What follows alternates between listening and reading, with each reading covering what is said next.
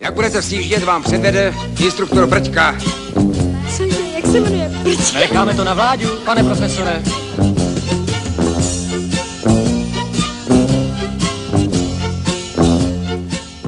Zvedej ty patý, vole. No co? To jste ještě neviděli chlapa v pyžamu? To je po dědovi, přece se to nevyhodí. To jsme jak si moc nepostoupili, že, pane profesore? Pan Prtko? Ne Prtko, Brťka. Brťka. Pane Brťka, vydržte u aparátu, moment, přepojím, ano. Vydrž, Brťka, vydrž.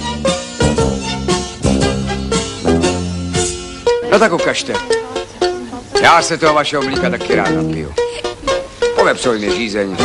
No prosím, pane profesore.